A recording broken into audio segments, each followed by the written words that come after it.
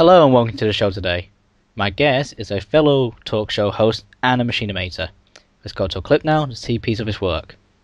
Hey everybody, I'm Blaze, and today I'm here with someone you may not know yet, but you will soon when you see my first prologue. Please welcome an up-and-coming voice actor, Electric Star. What's up? The ceiling! Awesome. Yes, So, indeed. So what have you been doing recently?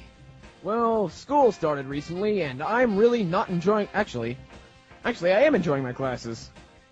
You are? For once. Well, that's because my second and third block is called Digital Communications, and currently we're learning Flash animation. Sweet. Ooh, Flash! Flash. Nice.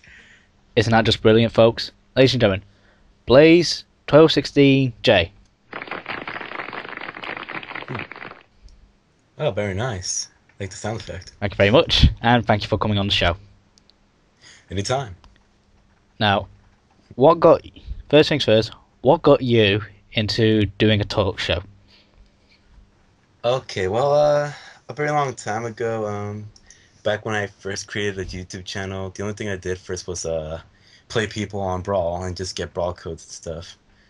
But then that's when I met with a animator named Matt Vargas, which many of you have seen Life of a Shy Guy. And when I talked to him and I noticed that he had Skype, that's when I just realized this whole entire world full of like voice actors and machinimators and all in the computer, all talking together in that one little place. I'm like, wow, I just hit the jackpot here.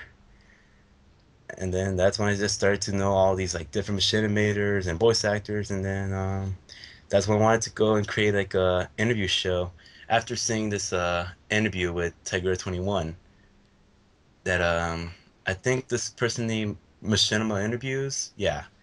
But what he did though was doing that text interview, which I thought like it would have been better if it was like a talk show kind of way. He asked what we're doing right now. And so I just later on I noticed about Pamela, and then I just started recording calls, and then yeah, that's how the Blaze Show started. Now, from one talk show host to another, what's like one of the faults that you always find when trying to do a show? Excuse me? Like one of the like problems that always arise when you're trying to do a show or trying to arrange one? Well, mostly it depends on like a few problems would be like the pronunciation of a name, and then like you'll be screwing up at times. So true. Yeah. Usually there's always be the problem like how I used to do it and how I used to edit the interview, how I had to, match the timing of like when the person talks, and yeah, that's how I used to do the interviews. How it just switches from picture to picture, and yeah, that I always had that bit of a trouble. And one more thing I could add is that at times like when there's like when they answer the question too fast, then I have to like at times I always improvise a question. So I usually do not know what to say next, or yeah. Go figure. Now, you've done, it's like up to 41 interviews so far? Yep. So, out of all those interviews, which one have you like enjoyed talking to the most? Who have you enjoyed talking to the most? Wow. I mean, like, out of 41 people, I mean, out of all those interviews, it was just pretty awesome talking to all these people. I mean, my recent one with Sight, I mean, it was pretty fun because, he was like, a very fun character, very fun guy to talk to. But let's see, like some of those like best interviews or coolest ones I can't believe I actually did was the one with Dexter Manning, Tiger21, and Mega Blaster. Those are more like the most amazing ones I've ever done because I never knew I would be able to talk to them. But other than that, I just loved interviewing anyone. I just loved, all the interviews I did so far. Now, is there any like any names you can give us for upcoming interviews, like anyone we can look forward to? Yes. Definitely. If you saw like my recent episode, you would have actually saw who I'm going to be interviewing next, which will be Bengami33, who is the creator of the Sailor Moon Bridge series. Very nice. Yeah. Now, alongside your talk show, you also do a little bit of machinima. Yeah, that's right. So, what got you into doing machinima yourself? Was it like talking to all these people, or was it something else? Okay, the machinima thing. Well, back a long time ago, like when I first stumbled into machinima, it was when I first saw Red versus Blue. And then that's when I noticed about all these different types of machinimas, and then that's when I came across Brawl machinimas, which I first saw Shippage machinima, Smash Tasm, and then like later on I also saw like all these other ones from Dexter Manning, Guitar Master, Tigura, and all these other machinimators.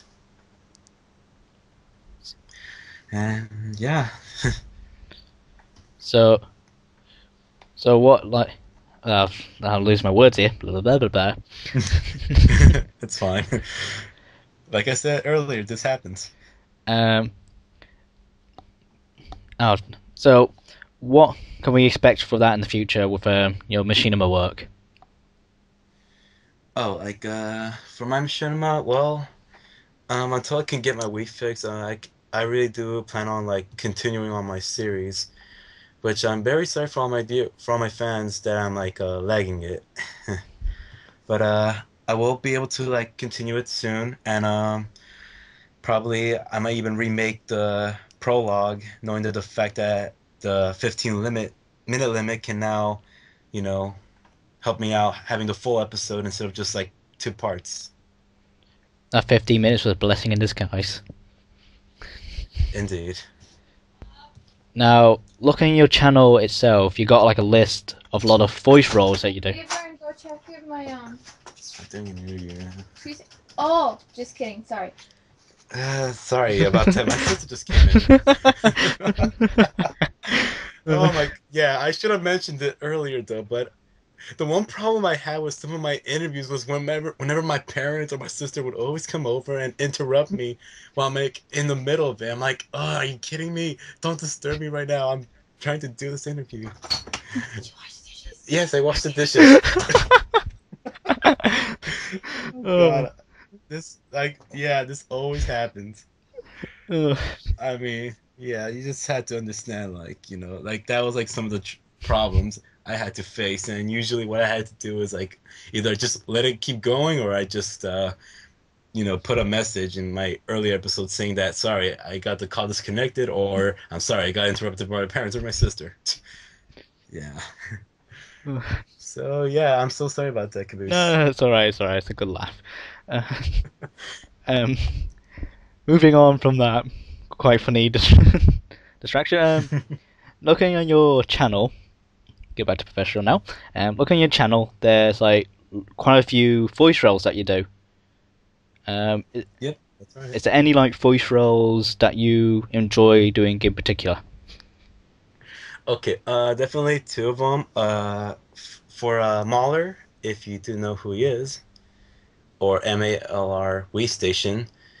Pretty much I started voicing as Snake for him in like a short and other recent episode of the Power Rangers parody he's making. And also another one of my favorite voices is doing Lucario, which I do for Yusei the Synchro Hero, Captain D64 in his series Shonafu. Go watch it right now. And also and also Brawl Heroes as Lucario, because that's pretty much like I want that to be like my signature, my voice, so that people can always be like, hey, it's the Lucario dude and stuff like that. Do you want to do your Lucario voice now, or? Sure. Although I'd have like a little bit of a sore throat, but I'll give it a shot. Behold the aura.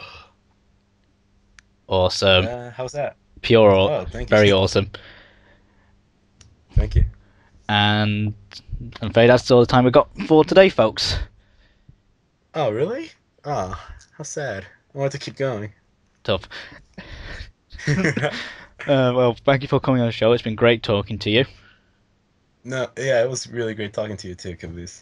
And ladies and gentlemen, Blaze1216j. Thank you, thank you. I've been Caboos15. Catch you next time. Laters.